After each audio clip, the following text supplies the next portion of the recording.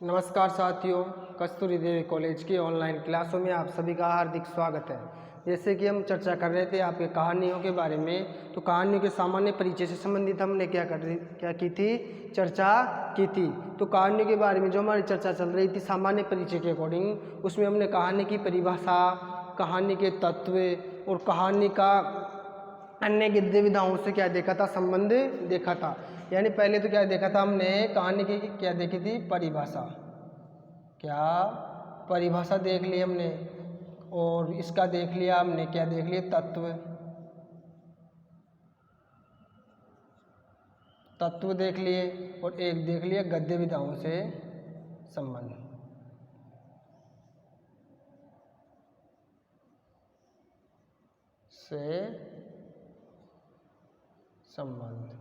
तो परिभाषा, तत्व और गद्य विधाओं से संबंध पिछली कक्षाओं में हमने क्या कर लिया, देख लिया।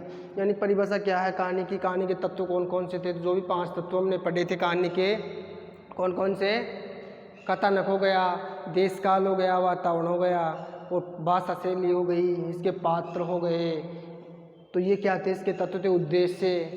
तो सारा सब कुछ क्या कर लिया था हमने, तत्वों को देख लिया था। फिर बात किसकी भी आई थी, गद्य विधाओं से संबंध। जो गद्य की विधाएं हैं उनसे क्या संबंध है इसका। तो कहानी का गद्य की विधाओं में हमने किस किस से संबंध देखा था, कहानी का हमने देखा उपन्यास से और निबंध से, कहानी का देखा हमने नाटक से, एकांकी से, रेखा चित्र से आदि से क्या देखा, इसका संबंध देखा था। किसका, गद्य विधाओं से संबंध देखा था। तो गद्य विधाओं से जो संबंध देखा था हमने, उसमें हमने थोड़ा सा एक दो गद्य विधाएं क्या रह गई थी, हमारे चर्चा करने में रह गई थी। क्या हो गई थी, चर्चा करने में रह गई थी। तो बात करें गद्य विधाओं में, तो गद्य विधाओं में हमने एक किसके बारे में, गद्य गीत, कहानी व गद्य गीत, कहानी व गद्य गीत। तो कहानी जो गद्य गीत है, तो गद्य गीत और कहानी का भी क्या था, इसमें संबंध था। यानी गीत को क्या करते हैं, गाते हैं हमें, यानी जो गीत गाओगे आप, यानी उसको लय के साथ क्या करना पड़ेगा, आपको गाना पड़ेगा। यानी गद्य की विधा है एक तरह से, लेकिन कहानी में क्या होता है, कहानी में तो एक स्टोरी चलती है या कोई घटना विशेष को लेकर के क्या होती है, पूरी कहानी का निर्माण किया जाता है। लेकिन इसमें किसका ध्यान रखा जाता है, गद्य गीत में लय का। यानी अगर गीत होगा तो उसमें क्या होगी, लय होगी, और लय कहाँ पे होती है, पद्यांश में। तो इन्हें पद्य भी कहा जाता है, इन पद्य के अकॉर्डिंग भी इन गीतों को रखा जाता है। यानी जो गद्य गीत आते हैं उनको किसके अकॉर्डिंग रखा जाता है, पद्य, किसके, पद्य के अकॉर्डिंग रखा जाता है। इसलिए इनमें ये गद्य की विधा होगी, गद्य में हो गया, और ये किस में हो गया, पद्य में हो गया। तो ये भी क्या है, दोनों में डिफरेंट देखने को मिलता है। अब ये बिंदु है अपना कौन सा, 6 नंबर का, जो 5 तो संबंध हमने देख ही लिए थे किसमें, गद्य विधाओं से संबंधित, यानी कहानी का अन्य गद्य विधाओं से संबंधित। उसमें क्या है, एक संबंध ये था, किसका, कहानी व गद्य गीत, यानी कहानी का गद्य गीतों से क्या संबंध है। तो कहानी का गद्य गीत से ही संबंध है कि गद्य गीत होते हैं वो लयात्मक होते हैं, और पद्य के किस कौन सी विधा क्या कहलाते हैं, पद्य, यानी इन्हें पद्य गीत भी कहा जाता है। यानी पद्य के अकॉर्डिंग ये आते हैं, यानी एक पद्य के अकॉर्डिंग आएंगे और ये किसके अकॉर्डिंग आएगी, गद्य के अकॉर्डिंग। तो ये इसमें से थोड़ा सा क्या है, संबंध है, किसमें, कहानी और गद्य गीतों में, किनमें, कहानी और गद्य गीतों में। अब आगे बात करें किसकी, कहानी के बारे में, तो आपके 5 तो मैंने पहले बता दिए थे, और एक संबंध ये हो गया। तो कुल मिलाकर के आपके कितने हो गए, 6 हो गए, कितने, 6 हो गए। तो ये क्या हो गया, आपकी कहानी का गद्य जो विधाओं से संबंध चल रहा था वो क्या हो गया, समाप्त हो गया। नहीं, एक बिंदु इसका क्या हो गया था, रह गया था, जिसकी चर्चा आज हमने कर ली। अब कहानी के जो सामान्य परिचय, हमारा जो टॉपिक है, मेन जो टॉपिक चल रहा था हमारे, तो उसमें आगे क्या करना है हमको, आगे कौन सा बिंदु लेना है इसमें, जो अब इसमें एक बिंदु बचा आपके, कौन सा, कहानी का विकास, कहानी का विकास। अब कहानी के विकास में हम ले, तो कहानी के विकास में हमें लेना पड़ेगा फर्स्ट बिंदु, कौन सा, फर्स्ट बिंदु, आविर्भाव काल, आविर्भाव काल या विकास काल, आविर्भाव काल या विकास काल। तो कौन सा आएगा इसमें फर्स्ट बिंदु, आविर्भाव काल या विकास काल। ये फर्स्ट बिंदु हो गया किसमें,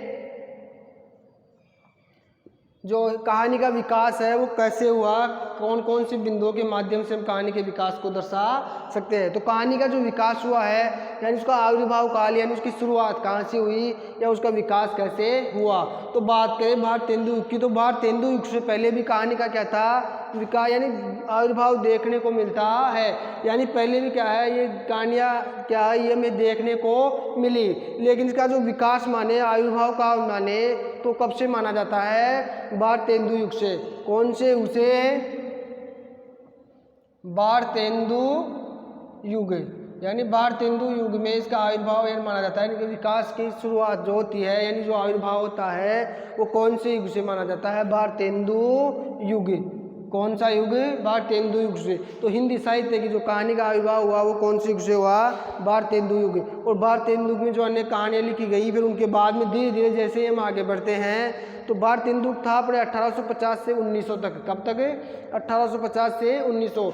फिर 1900 के बाद में क्या हुआ, जैसे जयशंकर प्रसाद आ गए, जयशंकर प्रसाद की कहानियाँ हो गई। तो कहने का मतलब ये है कि जो भारतेंदु युग था उससे तो इसका क्या है, आविर्भाव देखने को मिलता है, लेकिन धीरे धीरे का जो विकास हुआ फिर क्या 1900 के बाद में अगर हम देखें तो जयशंकर प्रसाद आदि क्या हो गए, कहानीकार आए थे। तो जयशंकर प्रसाद आदि जो कहानीकार थे उनमें भी क्या इनका वर्णन देखने को मिलता है। तो जो क्या थे, जयशंकर प्रसाद थे, जो उनकी जो कहानियाँ थी, कोई सी भी कहानियाँ ले सकते हो आप उनकी, या जिनके जो पत्रिकाएँ थी किनकी, भारतेंदु की, सरस्वती हो, भारतेंदु की जो कौन कौन सी, हरिश्चंद्र मैगजीन हो गई या हरिश्चंद्र चंद्रिका हो गई, आदि पत्रिकाओं के माध्यम से जो गद्य की विधा है उनका क्या हुआ, विकास हुआ। तो जो इसका कहानी के बारे में हमारी चर्चा चल रही थी, तो कहानी का जो विकास हुआ था यानी जो आविर्भाव यानी जो हमें फर्स्ट में जो कहानियाँ देखने को मिलती है वो मुख्य रूप से या मुख्यतः जो कहानियाँ हमें देखने को मिली वो कौन सी युग से देखने को मिलती है, भारतेंदु युग से। और धीरे धीरे आगे बढ़ते बढ़ते इनका विकास क्या होता है, बढ़ता जाता है। यानी कहानी विधा की क्या है, यानी गद्य की ऐसी विधा है जिसने बहुत ही कम समय में इतनी प्रसिद्धि प्राप्त कर ली है। यानी जो इसकी प्रसिद्धि हो धीरे धीरे क्या हो गई, बढ़ती गई, और आज वर्तमान में कहानी ने अपना एक क्या कर लिया, महत्वपूर्ण स्थान बना लिया। यानी जो गद्य की जो विधा है कहानी, उसका विकास क्या है, बहुत ही तीव्र गति से हो रहा है।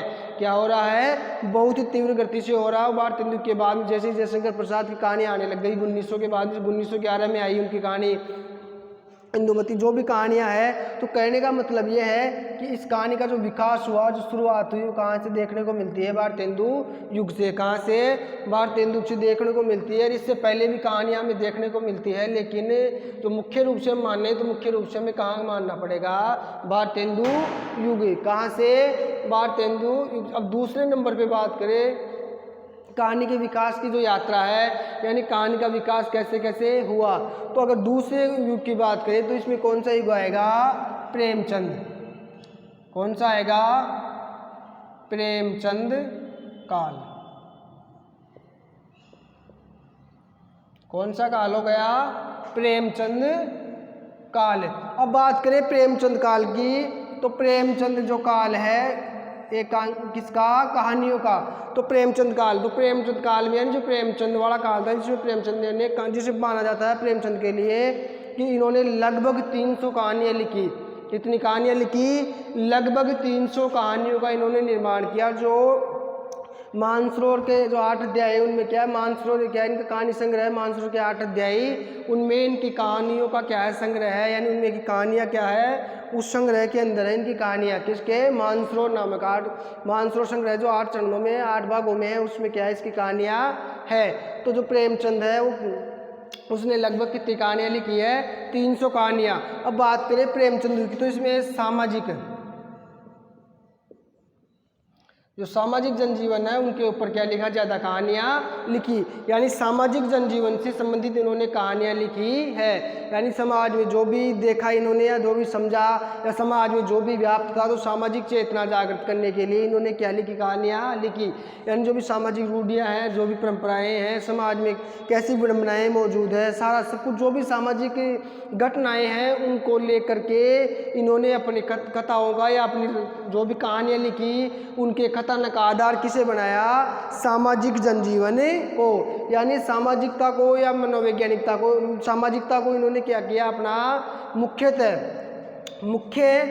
कहानियों का जो मुख्य स्थान है वो किसका है, सामाजिकता का है। यानी मुख्य स्थान दिया किसमें, अपनी कहानियों में सामाजिकता को, यानी सामाजिक भावनाओं को, यानी सामाजिक परिवेश को। यानी सारे जो भी पात्र थे इनके वो सामाजिक परिवेश से थे। कौन से परिवेश से, सामाजिक परिवेश को लेकर के, सामान्य जनजीवन को लेकर के इन्होंने कहानियाँ लिखी है। जैसे किसान हो गया, मजदूर हो गए, यानी किसान व मजदूर वर्गों को लेकर के जो उनकी दिनचर्या है, जो उनका रहने का तरीका है, जो उनकी जो क्या समस्याएं आ रही है उनको रहने में, या इनके साथ क्या हो रहा है उसको उजागर करने के लिए, यानी सामान्य व्यक्ति के साथ क्या हो रहा है उसकी जागरूकता उत्पन्न करने के लिए, यानी लोगों को जागृत करने के लिए, अपने अधिकारों से जागृत करने के लिए इन्होंने क्या किया, कहानियाँ लिखी।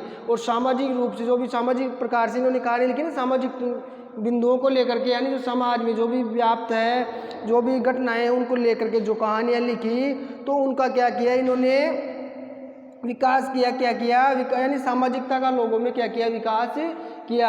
यानी सामाजिक रूप से लोग क्या होने चाहिए, परिपक्व होने चाहिए, उनको समाज की नॉलेज होनी चाहिए, उनके साथ कितना क्या हो रहा है उस सबकी क्या होनी चाहिए, नॉलेज होनी चाहिए। यानी उनको सामाजिक जागरूकता पैदा करने का प्रयास किया।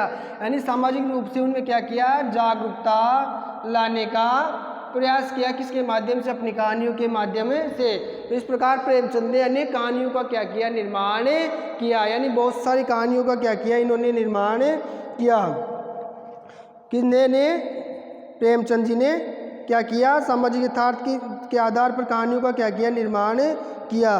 और जो सामाजिक समस्याएं हैं, जो भी इनके उस काल में जो भी सामाजिक समस्याएं चल रही थी, जैसे मान लो कोई भी सामाजिक तौर पर कोई समस्या है या कोई सामाजिक समस्या है, उसका यथार्थ, कौन सा, यथार्थ चित्रण क्या किया, प्रस्तुत किया। यानी प्रेमचंद ने जो भी क्या चल रही थी सामाजिक समस्याएं हो, यानी सामाजिक जो घटनाएं घटती थी उनका यथार्थ चित्रण अपनी कहानियों में प्रस्तुत किया। यानी जो उनकी कहानियां हैं उनको क्या, कैसा चित्रण किया, चित्रण कैसा किया, यथार्थ, यानी कहानियों में इस हिसाब से उन्होंने अपने संवादों का पात्रों के माध्यम से घटनाओं को इस प्रकार घटित होते हुए दिखाया कि वो कैसे महसूस होनी चाहिए अपने को, जैसे कि अपने सामने कोई यथार्थ घटना घट रही हो। यानी घटना कैसी लगे अपने को, यथार्थ लगे। तो जो भी सामाजिक समस्याएं थी, जो भी सामाजिक मुद्दे थे, जो भी सामाजिक घटनाएं थी, उनका क्या किया इन्होंने, यथार्थ रूप में चित्रण किया। यानी हमारे सामने उनको कैसे रखा, यथार्थ, यानी जैसे कि वैसे, यानी जैसी सामाजिक समस्याएं चल रही हैं उनको वैसे कि वैसे अपनी कहानियों में क्या कर लिया, स्थान दिया है, अपनी कहानियों के माध्यम से लोगों के सामने प्रस्तुत किया, जिससे लोगों को में क्या हो, जागृति उत्पन्न हो और वो अपने अधिकारों से क्या नहीं रहे, वंचित नहीं रहे, और अपने अधिकारों के प्रति में क्या होनी चाहिए, जागरूकता होनी चाहिए। इसी लोगों को जागरूक करने के लिए, लोगों में जागरूकता लाने के लिए, सामाजिक रूप से जागरूकता पैदा करने के लिए उन्होंने अपनी कहानियों में सामाजिकता को या सामाजिक समस्याओं को स्थान दिया। किनको, सामाजिक समस्याओं को या सामाजिक घटनाओं को या सामाजिक मुद्दों को अपनी कहानियों का विषय बनाया, जिससे आम लोगों तक क्या हो, बोल क्या, कौन सी भाषा का, नहीं बोलचाल की और सरल भाषा का प्रयोग, जिससे आम लोगों तक वो क्या पहुंच सके और आम लोग बाद भी उसको क्या कर सके, समझ सके। तो इस प्रकार से प्रेमचंद काल में भी कहानी का क्या हुआ, विकास हुआ। यानी प्रेमचंद काल में कहानी क्या होगी, सामाजिक के तौर पर कहानियाँ लिखी गई और कहानी कला का विकास क्या हो गया, धीरे धीरे बढ़ता गया। यानी क्या हुआ, धीरे धीरे इसका प्रचलन ज़्यादा होने लग गया और धीरे धीरे क्या हो गई, ये विकसित विधा के रूप में उभर कर आने लग गई। यानी कहानी ने थोड़े से समय में क्या कर लिया, अपना विकास बहुत ही तेजी से बढ़ा लिया।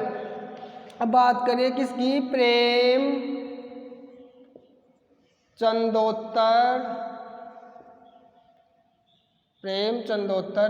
काल। अब बात करें किसकी, प्रेमचंदोत्तर काल की। तो प्रेमचंद काल में तो किसको कौन से बिंदु को लेकर के कहानियाँ लिखी गई थी, सामाजिक बिंदु को लेकर के। कौन से बिंदु को लेकर के, सामाजिक बिंदु को लेकर के। लेकिन जो इसका कौन सा काल था, प्रेमचंदोत्तर काल, इसमें किसको लेकर के लिखी गई कहानियाँ, मनोविश्लेषणवाद को लेकर के। किसको, मनोविश्लेषणवाद, यानी मनोविश्लेषणवाद को लेकर के,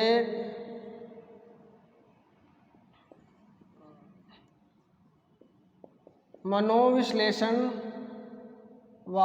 को लेकर के कहानियाँ रची गई।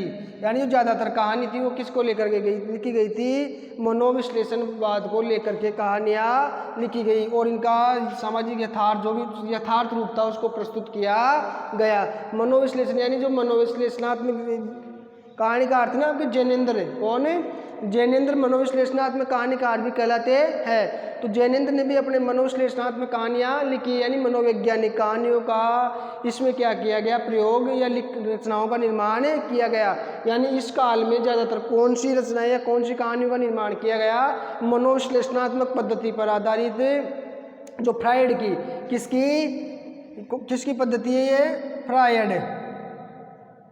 तो मनोविश्लेषणवाद का प्रवर्तक है ना फ्रायड, उस पद्धति को लेकर के किसको, मनोविश्लेषणात्मकवाद जो किसके है, फ्रायड का है। और प्रमुख मनोविश्लेषणवादी अपने साहित्यकार या कहानीकार कौन है, जैनेन्द्र कुमार। तो फ्रायड मनोविज्ञान को लेकर के, यानी मनोविश्लेषणवाद को लेकर के कहानियों का क्या हुआ, निर्माण हुआ, यानी कहानियों में मनोविश्लेषणवाद का क्या हुआ, विकास हुआ। और कहानी धीरे धीरे किसकी ओर अग्रसर होने लगी, मनोविश्लेषणवाद की ओर। तो कहानी का क्या हुआ, धीरे धीरे विकास हुआ और अनेक प्रकार की कहानियाँ क्या होने लग गई, लिखी जाने लग गई। तो इस प्रकार इस युग में जो प्रेमचंदोत्तर युग था, इसमें जैनेन्द्र हो गए, प्रसाद हो गए, तो इनमें क्या मनोविज्ञान, मनोविश्लेषण या मनोवैज्ञानिकता को आधार बनाया गया कहानियों का विषय, और यथार्थ रूप में प्रस्तुत किया गया कहानियों को किसमें, यानी इनका यथार्थ रूप प्रस्तुत किया गया। यानी यथार्थता के ऊपर ज़्यादा ध्यान दिया गया। कहने का मतलब ये है कि कहानियों को जो प्रस्तुत करने का जो तरीका है, या जो कहानियाँ उन्होंने लिखी या कहानियों का जो निर्माण किया है, साहित्य जो लिखा कहानियों को लेकर के, तो उसका यथार्थ रूप प्रस्तुत किया। कौन सा रूप, यथार्थ रूप प्रस्तुत किया। यानी कैसा प्रस्तुत किया, यथार्थ रूप को प्रस्तुत किया। यानी उसके यथार्थ रूप को क्या किया, उन्होंने प्रस्तुत किया, यानी इसके ऊपर उन्होंने सबसे ज़्यादा जोर दिया। यानी मनोविज्ञान का तो उसने किया ही किया, लेकिन इसके जो यथार्थ धरातल है, इसको भी क्या किया, धरातल पर, यानी यथार्थ को प्रस्तुत करना, यानी यथार्थ विषयों को यथार्थ रूप से भी उन्होंने प्रस्तुत करने का क्या किया, प्रयास किया। तो कहने का मतलब जो हिंदी का कहानी है उसका विकास हुआ भारतेंदु युग से पहले। इसके क्या हो गए थे, आविर्भाव देखने को अपने को मिल गया था, लेकिन भारतेंदु युग तक आते आते कहानियों का क्या होने लगा, निर्माण, यानी कहानियाँ लिखी जाने लग गई। फिर धीरे धीरे क्या हुआ, कहानी का विकास बढ़ता है। फिर जयशंकर प्रसाद आए, उन्होंने भी अनेक कहानियाँ लिखी। फिर प्रेमचंद काल है, इसमें प्रेमचंद ने लगभग 300 के लगभग कहानियाँ लिखी, और उनका जो मेन मुद्दा था वो क्या था, सामाजिक यथार्थ, यानी सामाजिकता को या सामाजिक समस्याओं को लेकर के उन्होंने कहानियाँ लिखी और उसका यथार्थ रूप प्रस्तुत किया। और वे यहाँ पे जो प्रेमचंदोत्तर काल की बात करें, जिसमें जैनेन्द्र प्रमुख कहानीकार है, इसमें मनोविश्लेषणवाद, कौन सा, मनोविश्लेषण या मनोवैज्ञानिक आधार, यानी जो साइकोलॉजी होती है ना बच्चों की, जैसे मनोविज्ञान को आधार बना के आप कोई कहानी लिखो, जैसे वो कैसी कहानी होनी चाहिए, मनोवैज्ञानिक होनी चाहिए। उसमें बच्चों की मन की भावनाएँ क्या होनी चाहिए, बाहर निकल के आनी चाहिए। यानी जो बच्चों की मनोभावनाएं होती है वो क्या होती है, बाहर निकल के आती है। यानी मनोविज्ञान, बच्चों के मनोविज्ञान को, यानी मन को ध्यान में रख कर के कहानियों का क्या हो, निर्माण हो। तो वो कौन सी कहानियाँ कहलाती है, मनोवैज्ञानिक कहानियाँ कहलाती है। यानी कैसे बाल मनोविज्ञान, जैसे बाल मनोविज्ञान को लेकर के कोई कहानी हो, तो उसमें बालक के मन का, यानी कैसे बालक का मन चंचल होता है, कैसे उसकी भावनाएं होती है, उसको क्या करते हैं, कहानियों के माध्यम से बाल मनोविज्ञान को दर्शाने की कोशिश करते हैं। तो वो कौन सी कहानियाँ कहलाएंगी, बाल मनोवैज्ञानिक कहानियाँ कहलाती है। तो प्रेमचंद काल, जो प्रेमचंदोत्तर काल था, उसमें कौन सी कहानियाँ लिखी गई, मनोविश्लेषणात्मक कहानियाँ। कौन सी कहानियाँ लिखी गई, मनोविश्लेषणात्मक कहानियाँ, जिनको यथार्थ धरातल पर प्रस्तुत करने का क्या किया, यथार्थ धरातल पर प्रस्तुत करने का कोशिश की लेखकों ने, जिनमें जैनेन्द्र कुमार क्या थे प्रमुख माने जाते हैं, यानी ये मनोविश्लेषणवादी साहित्यकार माने जाते हैं, या मनोवैज्ञानिक कहानियाँ किसने लिखी, जैनेन्द्र ने। अब बात करते हैं आगे 4 नंबर पे, नवीन युग। किसकी बात करते हैं, नवीन युग की। तो नवीन युग की बात करें किसमें, कहानी में, तो कहानी का जो नवीन युग है, जो वर्तमान युग है, उसमें जो भी कहानियाँ लिखी गई तो उसमें क्या क्या अपनाया गया, इनसे कोई इसे नवीन युग का नाम क्यों दिया गया, इसमें कहानी में क्या क्या विकास हुआ, ऐसी कौन सी नई चीज़ों को कहानी में जोड़ा गया, ऐसा कौन सा नया इसमें जोड़ा गया। तो कहने का मतलब है जो नवीन युग आया था कहानी का, यानी जो नया युग है जिसमें नई नई प्रकार की कहानियाँ लिखी गई, तो उनमें ऐसा क्या परिवर्तन किया गया कि वो इन तीनों से क्या हो जाए, भिन्न हो जाए। तो यहाँ तो नॉर्मली विकास हुआ, धीरे धीरे कहानी क्या हुई, अपनी उन्नति की ओर अग्रसर होने लगी। और प्रेमचंद काल तक आते आते उन्होंने जो सामाजिक मुद्दे थे या सामाजिक समस्याएं थी उनको लेकर के और उनको का यथार्थ रूप में दर्शाते हुए प्रेमचंद ने कहानियों का निर्माण किया। और फिर प्रेमचंदोत्तर यानी प्रेमचंद के काल के बाद में फिर मनोवैज्ञानिक कहानियाँ लिखी गई, यानी बच्चों के बाल मनोविज्ञान को लेकर के, बड़ों के बाल मनोविज्ञान को, यानी बाल मनोविज्ञान या मनोवैज्ञानिकता है मनोविश्लेषणात्मक पद्धति को लेकर के उनको यथार्थ धरातल पर रख करके कहानियों का निर्माण किया गया। लेकिन जो नवीन युग आया इसमें कुछ नवीन परिवर्तन हुए कहानी में। क्या हुए, इसमें नया शिल्प विधान ले लिया। क्या, नया शिल्प विधान, क्या ले लिया, नया शिल्प विधान, यानी नए नए शब्दों को प्रयोग करना या नए नए क्या करना, नई नई चीज़ों का प्रयोग करना कहानियों में। तो वो क्या होता है, नवीन युग के अंतर्गत कहानियों में क्या हुआ, नई नई तरीके से कहानियाँ लिखी गई, उसमें नवीन शिल्प विधान का प्रयोग किया गया, चरित्र चित्रण पर ज़्यादा जोर दिया गया और चरित्र चित्रण को भी मनोवैज्ञानिक तरीके से दर्शाने का क्या किया गया, प्रयास किया गया। और भाषा शैली का ऊपर भी क्या दिया गया, ध्यान दिया गया, नवीन भाषाओं का प्रयोग किया गया और भाषा को क्या क्या किया गया, सामान्य और बोलचाल की और जो आम जन के क्या अच्छे से समझ में आए उस शैली का प्रयोग किया गया। यानी भाषा कैसी हो, नवीन हो, नवीन मुहावरों का प्रयोग करना उसमें और नए नए क्या हो, नए नए प्रयोग करना, यानी नया शिल्प विधान किया गया किसमें, नवीन युग में। यानी कहानी में नया क्या लाया गया, परिवर्तन लाया गया। पहले कहानियाँ कुछ ऐसे ही किसी मुद्दे को लेकर के ऐसे क्या हो जाती थी, रची या लिखी जाती थी, लेकिन नवीन युग में आते आते नया शिल्प विधान लाया गया। पात्रों के आधार पर कुछ स्पेशल किया गया कि इस पात्र की ये भूमिका है तो उसको नए तरीके से प्रस्तुत करने का या नए तरीके से प्रस्तुत करने की कोशिश की गई, जिससे जनता के सामने उसका क्या करे, ज़्यादा से ज़्यादा प्रभाव हो। तो इसमें नया शिल्प विधान लाया गया, नए पात्रों का गठन किया गया, उनका चरित्र चित्रण नए तरीके से बताया गया, उनके संवादों में नया परिवर्तन लाया गया, संवाद कैसे होने चाहिए उनमें परिवर्तन आया, यानी हर चीज़ में क्या हुआ, नया परिवर्तन आया। इसीलिए इसको क्या कहते हैं, नवीन युग कहते हैं। यानी सारा सब कुछ क्या हो गया कहानी में, कुछ अलग यानी कुछ हट के करना।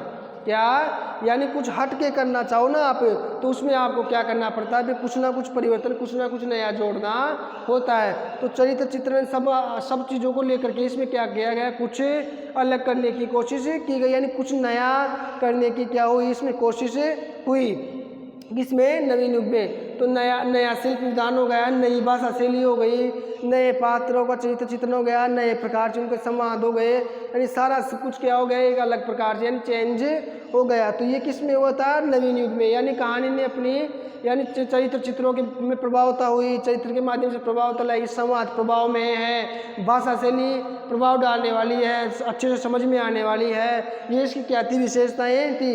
यानी भाषा प्रभाव में हो, शैली कैसी हो, अनेक प्रकार की शैलियों में क्या विविधता होनी चाहिए, अलग अलग शैलियों का प्रयोग करना, भाषा प्रभावशाली होनी चाहिए, तुरंत उसका प्रभाव पड़ना चाहिए, चरित्रों का मनोवैज्ञानिक तरीके से चित्रण होना चाहिए, यानी चरित्रों का इस प्रकार, चरित्रों का या पात्रों का इस प्रकार चरित्र चित्रण करो उसमें मनोवैज्ञानिकता आनी चाहिए, यानी मनोविज्ञान को इसमें क्या बनाया गया, पूरी तरह से आधार बनाया गया।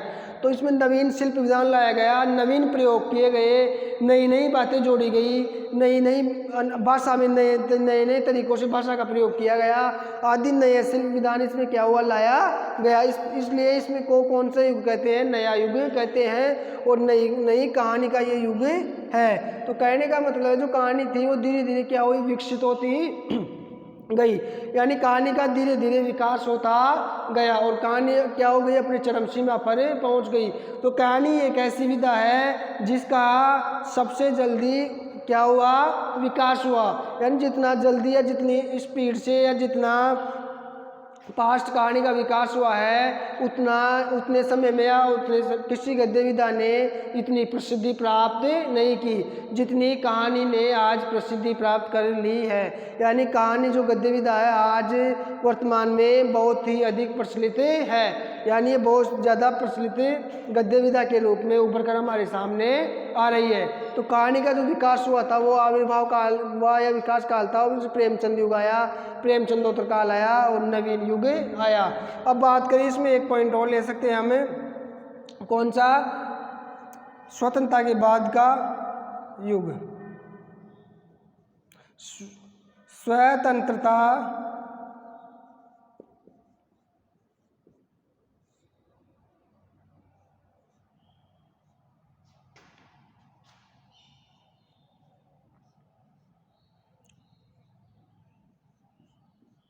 बाद की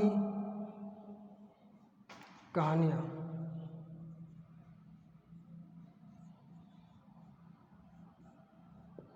स्वतंत्रता के बाद की कहानियां।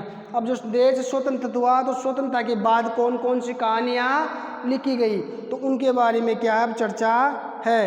यानी स्वतंत्रता के बाद जो कहानियां लिखी गई, यानी जो स्वतंत्र हुआ हमारा देश, तो स्वतंत्र कब हुआ था, 1947 में। तो 1947 में जब देश स्वतंत्र हुआ तो उसके बाद में कहानियों का क्या हुआ, जो निर्माण हुआ, वो कहानियाँ किस में आएगी, इस काल में, इस युग में आएगी, स्वतंत्रता के बाद की कहानियाँ।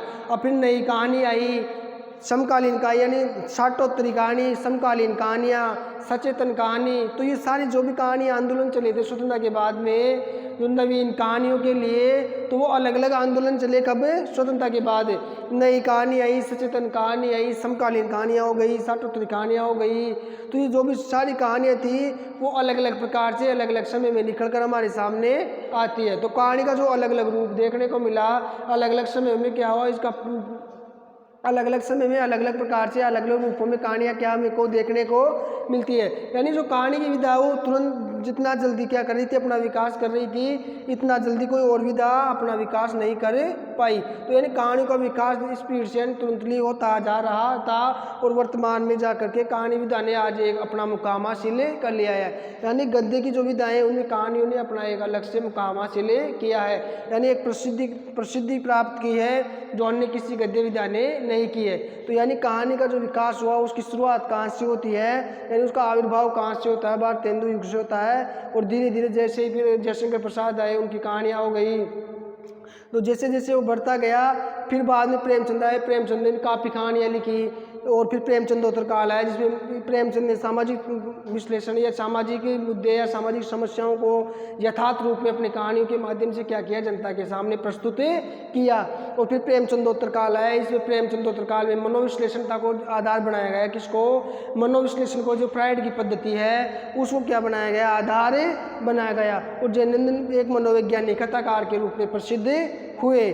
फिर नवीन युग आया, नवीन युग में नए नए प्रयोग किए गए, कहानी विधा को लेकर के नया शिल्प विधान अपनाया गया, नए शब्दों को प्रयोग किया गया, नई मुहावरेदार भाषाओं का प्रयोग किया गया, भाषा में नवीनता लाई गई, पात्रों में नवीनता लाई गई, उनके चरित्र चित्रण को मनोवैज्ञानिक ढंग से नए तरीके से प्रस्तुत करने का प्रयास किया गया। इस प्रकार नवीन युग में कहानी का एक नया ढांचा उभर कर हमारे सामने आता है। फिर बात होती है स्वतंत्रता के बाद की कहानी। स्वतंत्रता के बाद में भी अनेक कहानी आंदोलन चले जिन्होंने कहानी को क्या किया, विकसित किया। तो इस प्रकार कहानी का जो विकास था वो इन 4-5 बिंदुओं के माध्यम से क्या हुआ, धीरे धीरे विकसित हुआ और आज कहानी अपने चरम सीमा पे पहुंच गई। यानी आज सबसे सर्वाधिक प्रसिद्ध गद्य की विधा के रूप में कहानी आपके सामने है। तो ये कहानी के बारे में क्या थी, आपके लिए सामान्य सी जानकारी थी जो हमने पिछले 1-2-3 क्लासों से क्या कर रहे हैं, ले रहे हैं। तो इसमें हमने कहानी की परिभाषा, कहानी होती क्या है, कौन से तत्व है इसके, इसका गद्य की अन्य विधाओं से क्या संबंध है, क्या उनसे अंतर है, इसका विकास कैसे हुआ, आविर्भाव कहाँ से हुआ, ये सारा सब कुछ क्या कर लिया हमने देख लिया। अब आगे जो नेक्स्ट क्लास ये होंगी, आज ये हमारा टॉपिक जो कहानी का जो सामान्य परिचय है ये इस पर समाप्त होता है। और आगे नेक्स्ट जो क्लासें आएगी आपकी उसमें हम क्या करेंगे, कहानियों के बारे में चर्चा करेंगे। जो BA फर्स्ट ईयर का जो आपका सेकंड पेपर है इसमें क्या है, टिप्पणी वाला क्वेश्चन आता है। किसका, टिप्पणी। तो वो टिप्पणियाँ आएंगी तो किसको लेकर के आएगी, कहानी के सामान्य परिचय को लेकर के, कहानी का विकास, उद्भव, तत्व इनको, और नाटक का सामान्य परिचय, नाटक का उद्भव और विकास, इनको लेकर के एक टिप्पणी आती है आपके। वो टिप्पणी इसमें से पूछी जाएगी, यानी यह क्वेश्चन यहाँ से आएगा। और बाकी के जो भी 4 क्वेश्चन और 4 व्याख्याएं आपके, वो आपकी कहानियों में से और नाटक में से आएगी। यानी 2 तो कहानियों में से आ जाएगी, 2 नाटक में से, वही 2 व्याख्या कहानियों में से और 2 नाटक में से। तो इस प्रकार से आपके क्या रहेगा, वो सारा शेड्यूल रहेगा। बस यहाँ से तो आपके क्या है, कहानी और जो नाटक है आपके उसके बारे में एक टिप्पणी आएगी आपके 8 नंबर की। तो वो टिप्पणी आपको करनी है, इसके सामान्य परिचय, इसके तत्वों या इसके विकास काल, आविर्भाव काल है, इसके ऊपर जो भी टिप्पणी आएगी आपके, वो आपको क्या करनी है, एक करनी है। और बाकी के जो भी 4 क्वेश्चन आएंगे आपके, 4 व्याख्या और 4 क्वेश्चन है, वो मूल कहानी और मूल निबंध नाटक से आपके आएंगे। तो आज की क्लास आपकी यही समाप्त होती है। हम नेक्स्ट क्लासों में जो भी आपकी कहानियाँ उनके बारे में हम क्या करेंगे, चर्चा करेंगे। धन्यवाद।